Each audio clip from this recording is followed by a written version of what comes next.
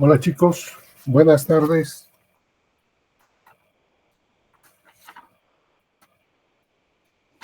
Buenas tardes, doctor. Bueno, vamos a continuar con el tema donde hemos quedado ayer. Entonces, estamos revisando el cáncer de colon. El cáncer de colon tiene diferentes localizaciones en todos los segmentos. Tenemos en términos generales el 18 al 20% en el colon derecho, en el colon ascendente. El transverso, unos dicen 7, otros dicen 9, hasta 12%. Es variable de una sociedad a otra o de una región a otra. El más bajo, pues es el colon del lado izquierdo, el 5%. El sigmoides, 35%, es donde más hay cáncer en el intestino grueso, el sigmoides. El recto, un 33%. Esto es un poquito diferente. ¿Por qué razón? No estamos hablando solo del adenocarcinoma, que es el más frecuente en el 95% de los casos del cáncer de colon, es glandular, el adenocarcinoma. Entonces, a esto hay que referirse a otros también. Si bien es cierto que hemos dicho que la definición misma del cáncer de colon es una lesión que se ha originado en la mucosa del colon, pero también aquí tenemos que tomar en cuenta ciertas cuestiones que es extracolónica. Las lesiones metastásicas que vienen de otro primario van a afectar a la serosa. Entonces, también estos forman que dan la apariencia de ser un primario, un cáncer que se ha originado en el colon. Es el patólogo el que nos va a decir la última palabra, dónde ha sido, si es primario o es metastásico. Entonces aquí hay diferentes, la histología es similar en el colon derecho, en el transverso, en el izquierdo, en el descendente, en cualquiera. La mayoría es adenocarcinoma, es glandular, 95%. Entonces, este es el tipo de cáncer más frecuente y estas son las localizaciones. Colon del lado derecho, 18%, transverso, 7%. El colon izquierdo, el 5%. 35% para el sigmoides y 33% para el recto. Entonces, esas son las localizaciones más frecuentes que se presentan. Cuando hablamos de cáncer, debemos referirnos a cosas elementales. ¿Qué cosa es lo más importante para hablar de cáncer? Conocer los factores de riesgo. ¿Qué es un factor de riesgo? Es la probabilidad de adquirir la enfermedad. Cuando hablamos de pólipos, hemos hecho un poquito hincapié para hablar de tipos de pólipos que son de mayor riesgo para desencadenar el cáncer. Y son cuatro tipos de pólipo. No me he referido a la poliposis, me he referido a un pólipo en específico, jóvenes. El adenoma tubular, el adenoma velloso y el mixto, túbulo velloso. Y el adenoma plano, que son los más peligrosos. Pero esto ¿cómo nos hemos referido como pólipo? No me he referido como poliposis, que también la poliposis tiene componente genético, pero en la poliposis los pólipos simplemente son más de 10, no es uno, no es aislado, son más de 10, eso ya es poliposis. Esa es la diferencia del pólipo a la poliposis. Entonces, hay patologías que cursan con una poliposis, por ejemplo, la poliposis adenomatosa familiar. Se diagnostica a los 15 años, ya tiene pólipos la persona, y a los 50 años ya tiene cáncer, sí o sí. Entonces, eso es otra cosa, que son factores de riesgo. Para el cáncer de colon, la edad es muy importante, jóvenes, 50 años. Es más frecuente en los varones que en las mujeres. Entonces, a una determinada edad, nosotros tenemos que relacionar ciertas cosas cuando vamos a hacer la historia clínica o el interrogatorio. Es más frecuente el cáncer de colon en los varones en relación de 3 a 1. La dieta. La dieta se dice que las carnes rojas. Yo creo que aquí estamos un poquito equivocados o tergiversamos. Es una opinión muy personal. La literatura te dice las carnes rojas, pero estamos mamando. ¿Por qué razón estamos tratando de tergiversar esto? El león, el tigre o esos animales, bichos feos, ¿qué comen? Carne. ¿Cuánto tiempo tienen en la tierra? ¿Quién sabe? ¿Y de qué se están muriendo? No se están muriendo por lo que comen, sino se están muriendo por enfermedades infectocontagiosas. Y no es el cáncer. Entonces, esos son ejemplos de que la carne es un alimento de hace muchos siglos, miles y miles, pero nunca se ha relacionado a esto. Pero hay otro tipo de intereses que pueden aparecer en determinado tiempo para tergiversar esto. Si bien es cierto, la carne roja, yo creo que no es todo. A ver, nuestros abuelos, ¿cómo hacían la sopita a la lagüita? ¿Carne fresca o carne deshidratada, charque, a la olla, hervía? Pero eso no te va a causarte absolutamente nada. Cuando aquí hablamos de carnes rojas, el término especial y específico es procesadas. Yo creo que sí, la carne participa, pero en la forma de preparación. Una carne que es cocida a la ebullición, o sea, en agua, pues no tiene ninguna transformación. Una carne que es cocida en el sartén o en la plancha tampoco tiene ninguna transformación ni predisposición como factor de riesgo para el cáncer de colon. Aquí hablamos de un tipo, por ejemplo, las parrilladas, donde la carne está en contacto con el carbón. ¿Qué es lo que ocurre en ese contacto? Las grasas se van a quemar, se van a transformar de una transformación de la grasa en el momento de la combustión, de nitritos a nitratos o nitritos a nitritos. Entonces, ¿eso qué produce? Es la quemadura de la grasa que contiene la carne. Ese es el factor más peligroso, jóvenes. Ese es el único. No es la carne. Entonces, no es la carne, es la forma de preparación. El que es acostumbrado a comer parrilladitas de cada fin de semana, pues esto es el riesgo. Naturalmente la parrillada es deliciosa, pero tiene este riesgo de la combustión de las grasas, de nitritos a nitratos, por efecto directo del carbón, donde entra en contacto. Y no es la carne, es la grasa que tiene la carne. Entonces es un factor de riesgo para el cáncer de colon, la forma de preparación y el consumo de esta carne. Una carnecita, un asadito en el sartén o en la plancha, pues no tiene este mismo proceso. Es diferente, entonces no se puede generalizar. Se habla del sobrepeso y la deficiencia en la actividad física, que serían factores de riesgo que aumentan la frecuencia del cáncer de colon. El tabaco siempre se ha ido asesorando, siempre se ha ido anexando a todos los tipos de cáncer. Tal vez por si acaso, pero siempre.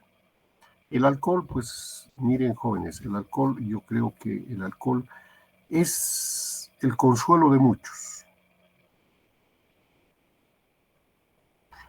pero el alcohol va en relación con las cosas agradables que se comen. Una parrilladita siempre es motivo de una reunión y de consumo de alcohol. Entonces, el alcohol es un humilde compañero del hombre que consuela. Directamente no tiene un efecto, pero por la cuestión social y por el asunto de la carne procesada, pues se va a relacionar.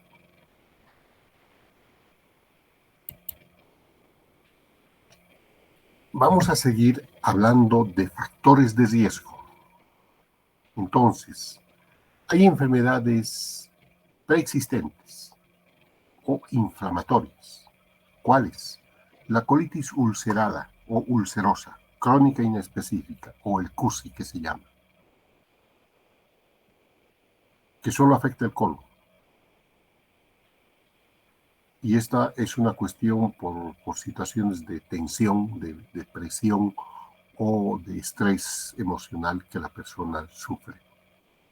La enfermedad de Crohn es una enfermedad inflamatoria del intestino, puede ser delgado, grueso, los dos o una parte, pero causa inflamación, que también es un factor de riesgo para el cáncer de colon.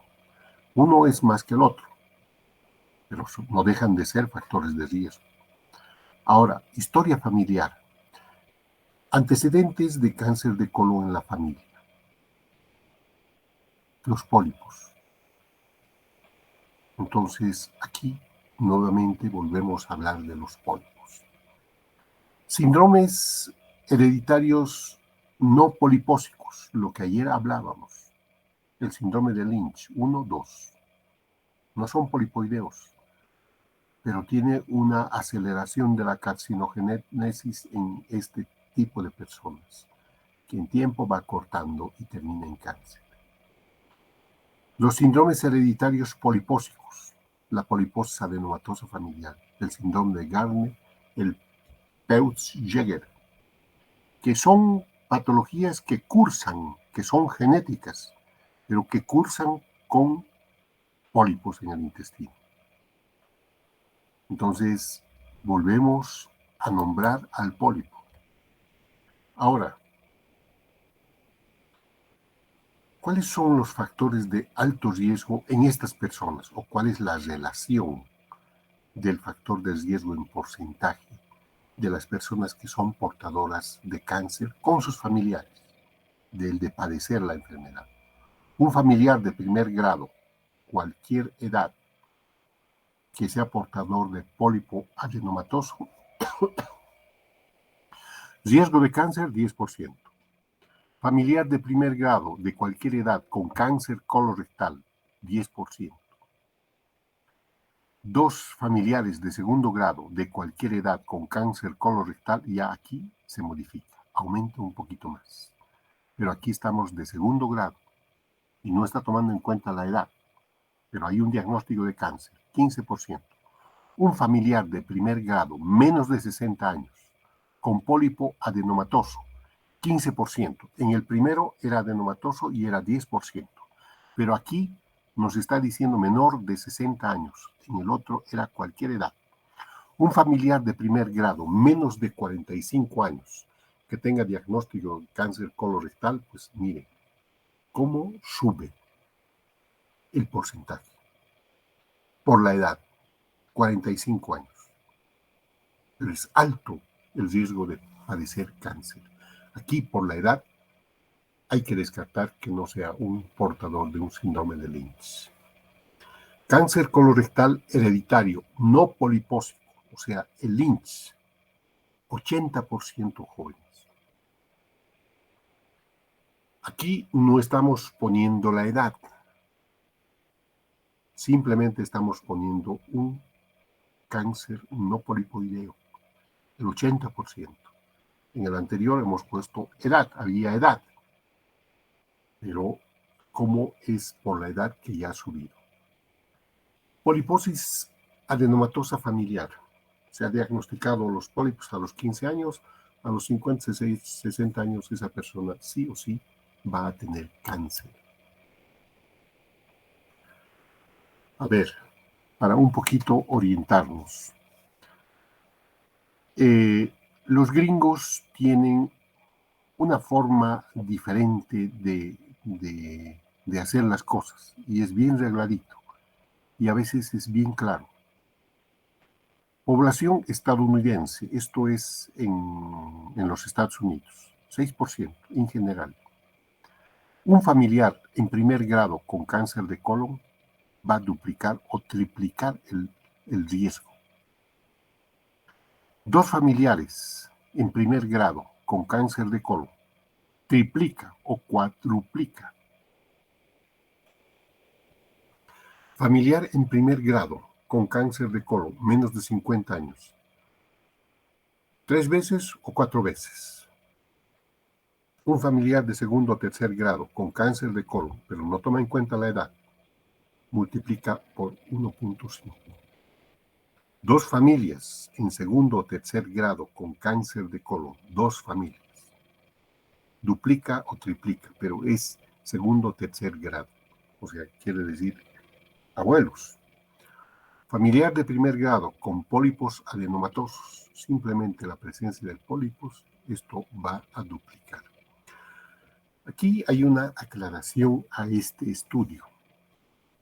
Los familiares en primer grado son los padres, los hermanos y los hijos.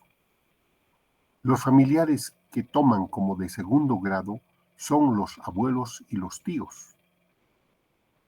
Y los de tercer grado son los bisabuelos y los primos. Entonces, esto sirve como un recordatorio para ir haciendo la historia y tener una idea de frente a qué estamos. El cáncer colorectal se desarrolla en etapas, no aparece de la noche a la mañana. Inicialmente aparecen estas sombras como parches, y estos que son los pólipos. El tubular, que es el más frecuente, pero el que tiene menos potencial de transformación maligna. El velloso, el túbulo velloso. El velloso es el menos frecuente, pero el que tiene más potencial de transformación. El túbulo velloso está menos que el otro y más que el otro, en medio.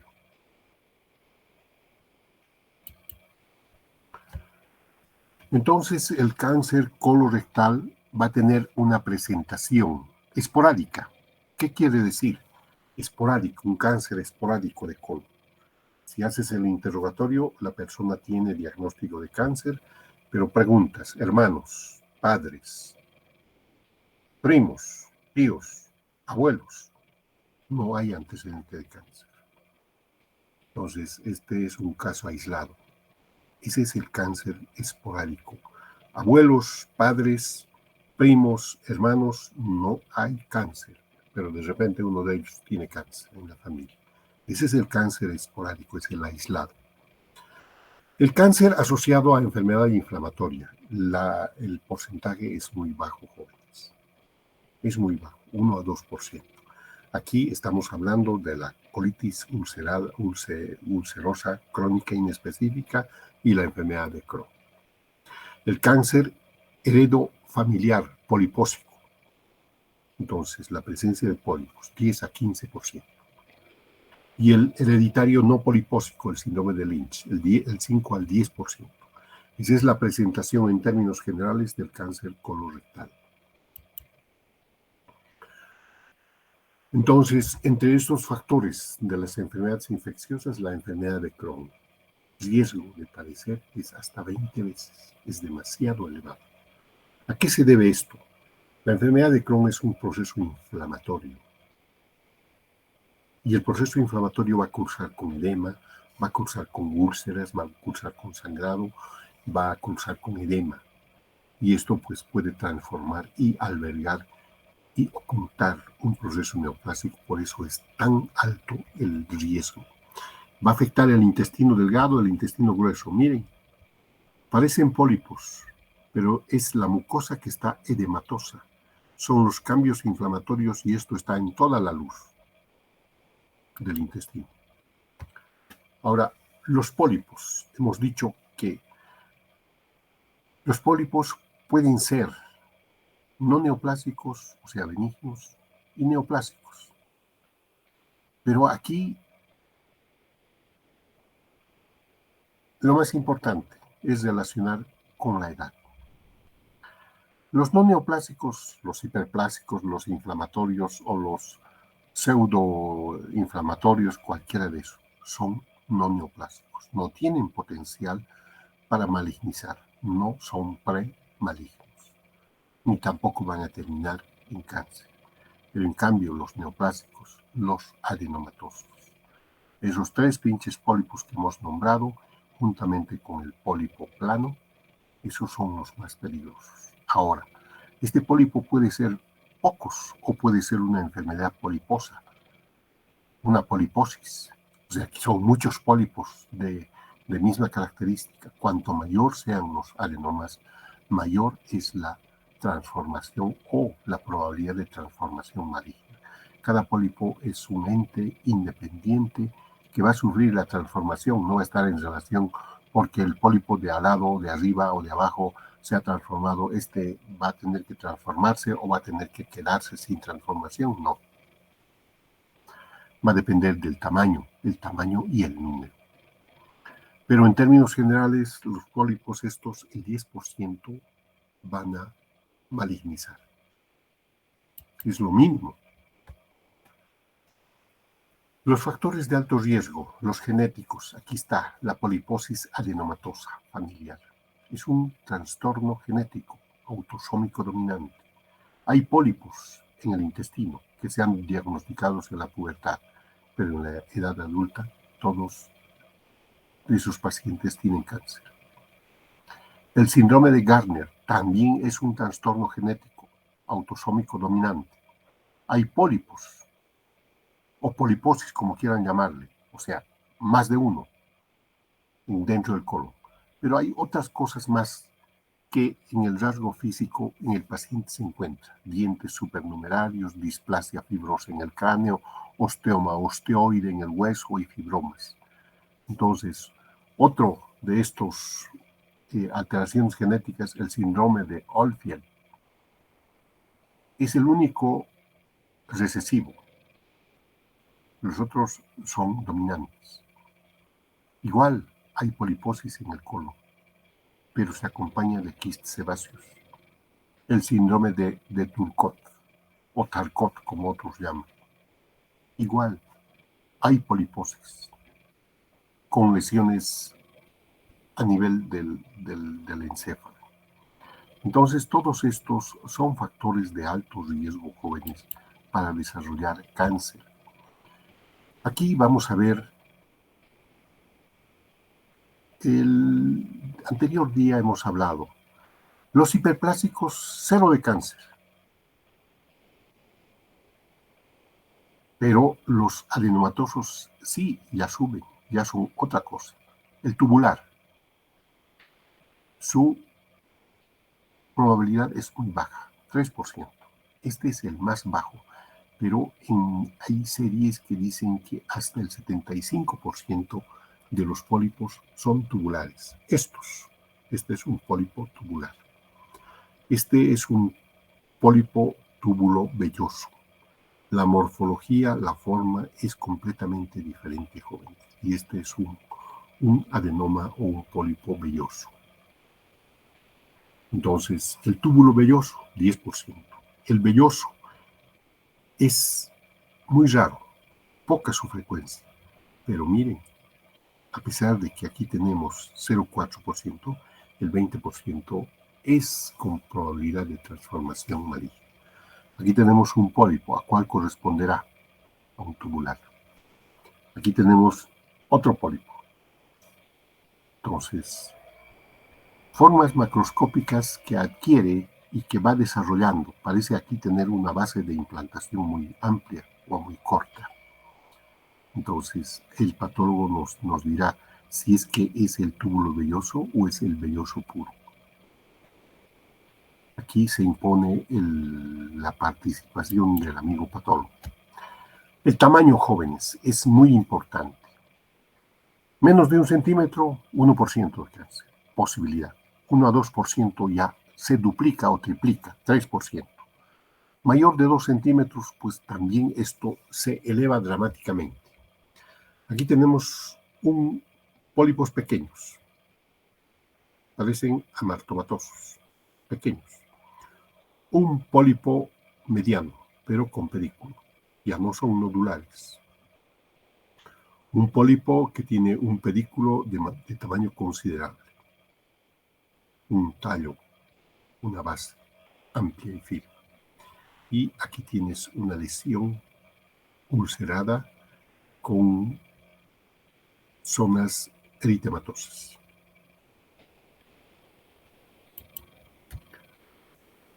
Hay una secuencia de lo que es el adenoma al cáncer colorectal. Pero en todo esto, jóvenes, participa, mire, cromosoma 5, hay un tumor supresor y una inactivación de este oncogen supresor. O sea, no está funcando. Entonces, esta alteración cromosómica ya va a permitir que haya otros cambios. Aquí el cromosoma 12 va a activar el protooncogen. Otro cromosoma que participa. Pero aquí ya tenemos una transformación del epitelio. Un mediano, un intermedio y ya tenemos otra cosa. El cromosoma 17. Entonces va a terminar esto en una neoplasia. Es una cascada que no se puede detener.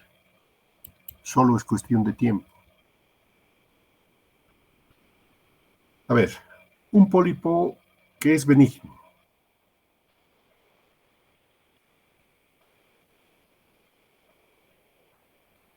La muscularis, esta es la mucosa. Mire, esto está íntegro, aunque está con una proyección digitiforme, pero está íntegro. Tienes un pólipo que ya aquí ya está invadido. Entonces, este pólipo ya tiene transformación maligna. Ya es otra cosa. Ya no es un pólipo como un corriente o como este. El pólipo es una lesión benigna, pero que tiende a transformarse en lesión maligna por diferentes factores o diferentes circunstancias. Entonces, para el cáncer no hay una prevención como tal, porque la única manera de prevenir es con las vacunas. Las vacunas previenen determinada enfermedad, pero sí se puede hacer una detección temprana, un diagnóstico temprano. Exámenes de rutina. Paciente, hombre o mujer, sintomático, colonoscopía. Asintomático, menor de 50 años. Sin historia familiar, ahí quedó. Con historia familiar, aquí hay que ver qué familiares, de qué edad, para ver el potencial que tenga como factor de riesgo para hacer todo lo necesario. Entonces, con historia familiar o con síndrome de Lynch o pacientes con poliposis adenomatosa, igual entra a evaluación genética. En esto no solamente es la inmunohistoquímica lo que se hace, lo que se puede hacer, o la determinación de las microsatelitosis. También podemos hacer el cariotipo para detectar las alteraciones cromosómicas. El tratamiento del cáncer, yo creo que el futuro no está en los citostáticos, no está en cosas que hasta ahora conocemos. Yo creo que el tratamiento del cáncer está en la manipulación genética. La ingeniería genética, pues, está avanzando silenciosamente, jóvenes, y esto a través de la ingeniería genética se va a poder manipular, se va a poder corregir las alteraciones y con esto se va a evitar o se va a limitar sencillamente el cáncer. Ese creo que es la curación definitiva. No son los citostáticos, no son las vainas. Entonces, aquí, pues, dos familiares, un familiar. Y todo va con lo mismo que vamos a ver. Historia familiar, básicamente, preguntar. Antecedentes, eso es lo más importante para nosotros. La detección temprana no solamente va en relación al cáncer, también a esto que se llama pólipos, para la resección endoscópica de estos pólipos. Esto se tiene que quitar y se tiene que mandar a analizar la patología. Y de acuerdo al resultado se procede con observación o con planteamiento de tratamiento quirúrgico en estos pacientes. Aquí tenemos el asa que va a cortar y va a coagular y va a retirar este pólipo.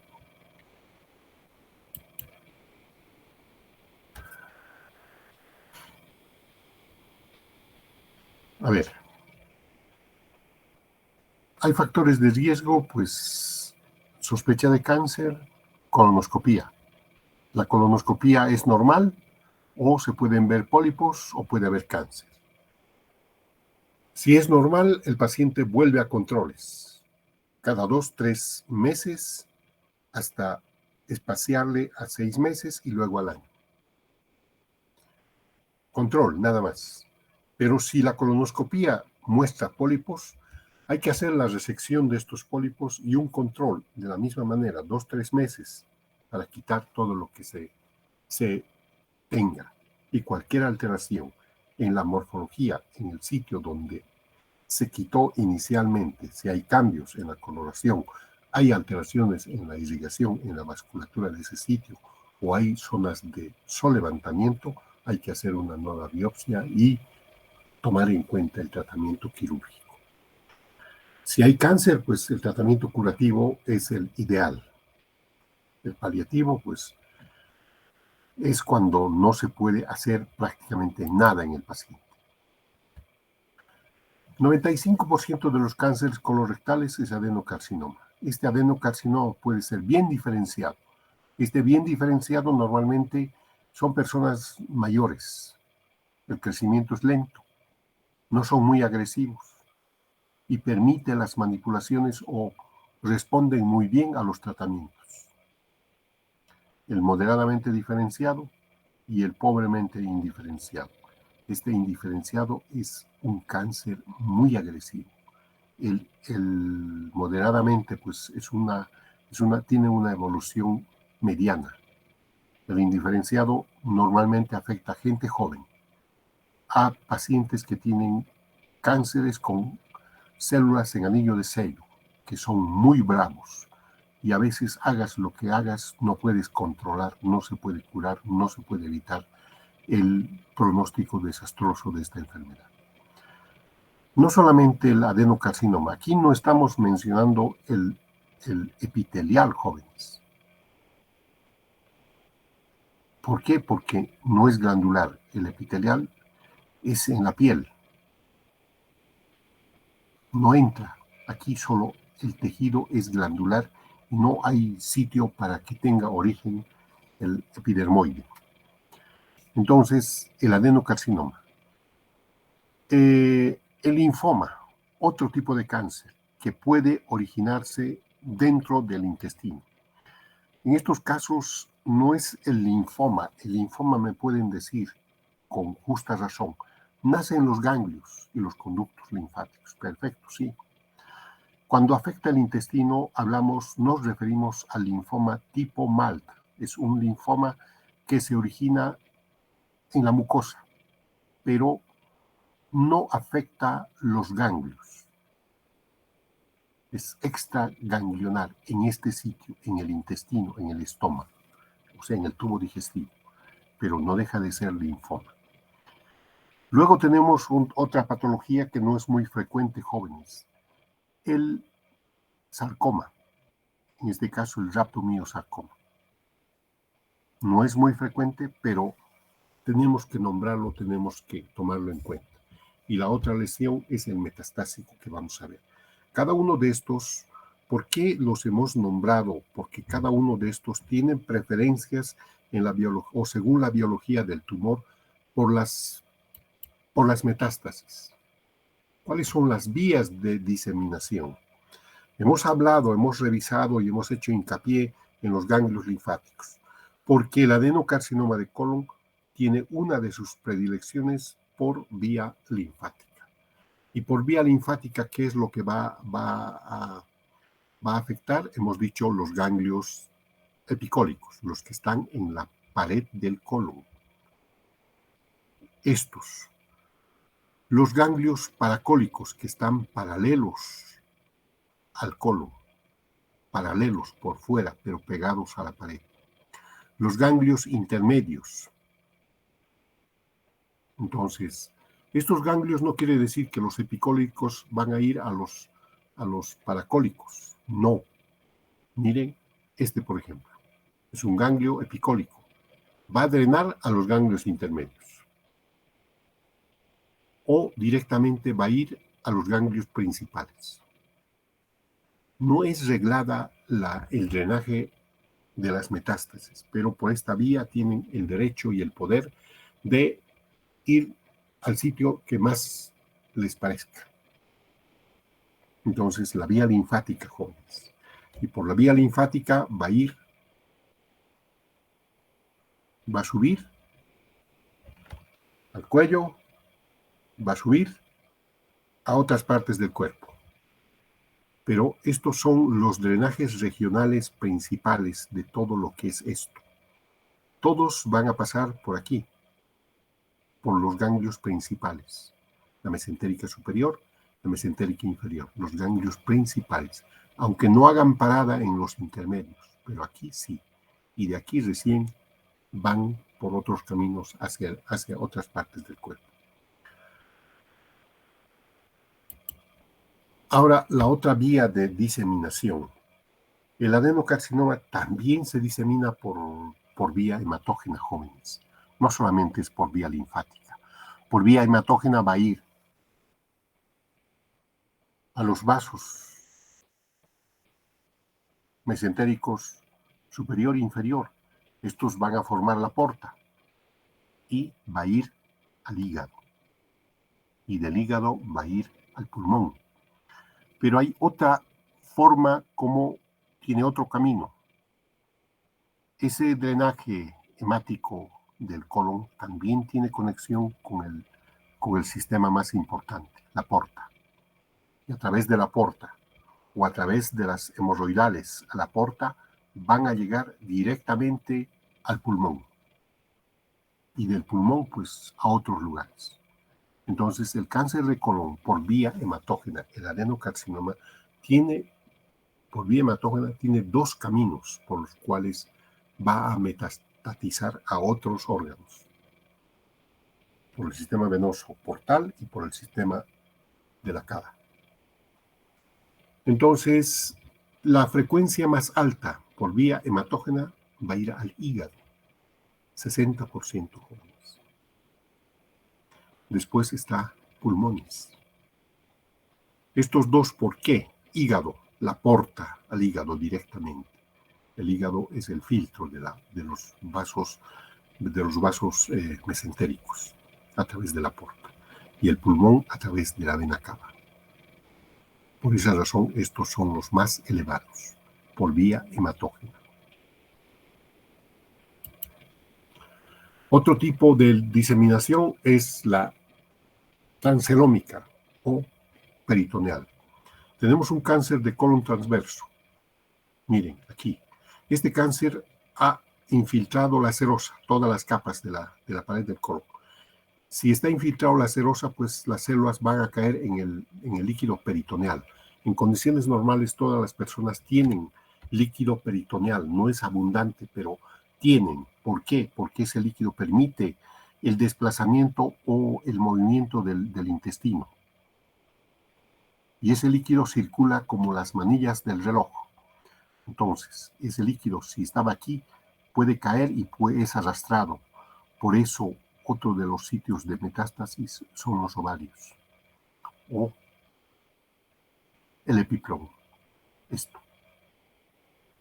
Entonces, esa es la otra forma de producir las metástasis.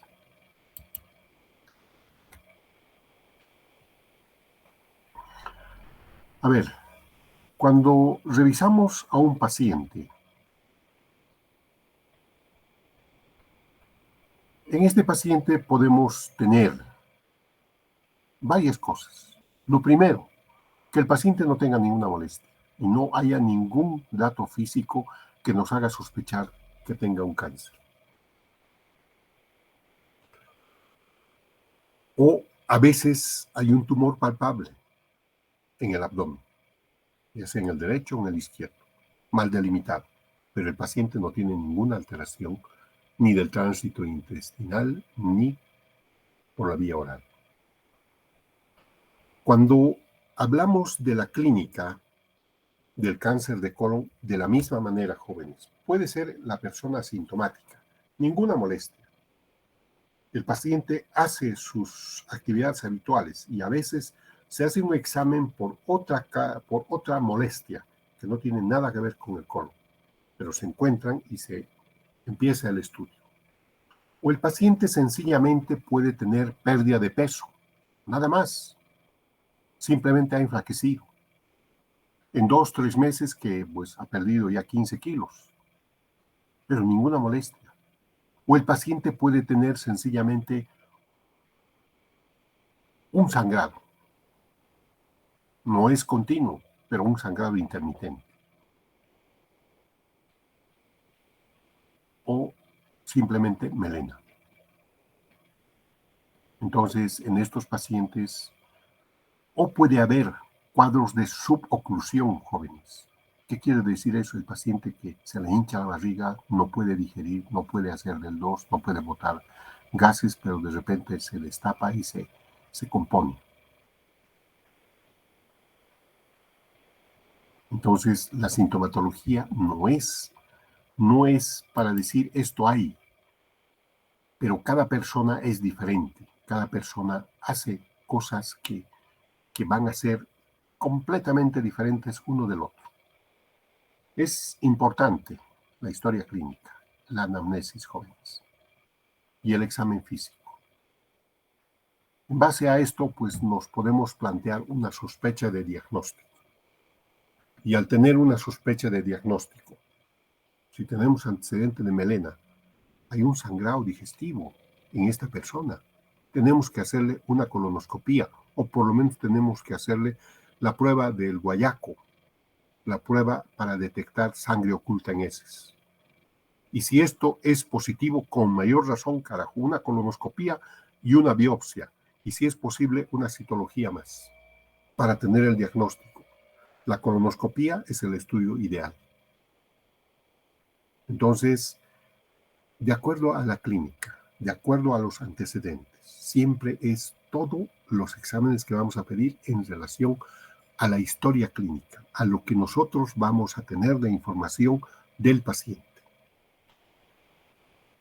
La colonoscopía es una visión del interior del colon. Necesitamos preparar al paciente con enemas lavados.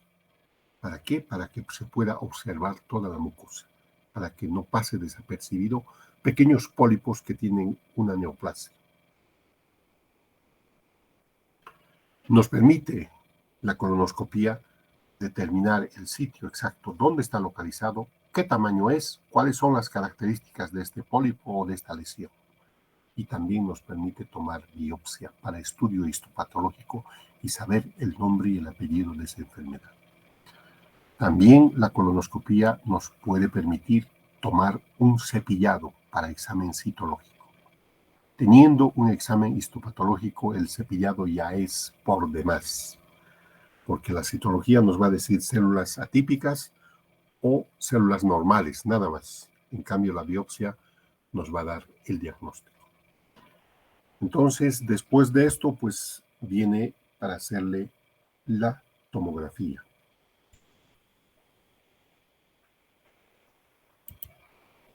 ¿Cuáles son los métodos de diagnóstico? Esto es lo que estamos hablando, jóvenes. La colonoscopía, alta sensibilidad, 95%. Súper, es demasiado. Macroscópicamente, mire, aquí estamos viendo una lesión vegetante, una lesión que es de tamaño considerable. Tienes otra lesión nodular, pero de tamaño considerable. Mire cómo te está obstruyendo la luz del colon. La biopsia. El patólogo va a hacer los cortes, las tinciones y nos va a dar el diagnóstico. El marcador tumoral, el antígeno carcino embrionario. Jóvenes, tienen clases, ¿no? A las 7. Sí, doctor, ya nos está esperando. Chicos, aquí vamos a quedar. Nos vemos mañana. ¿Puede ser, por favor, mañana a las 6? Sí, doctor. Ya, Está bien, doctor. mañana continuamos entonces, por favor. ¿Ya? Muchas gracias. Gracias, Chao, doctor. chicos. Gracias, doctor. Hasta luego. Chao, Muchas gracias, doctor. chao, chao.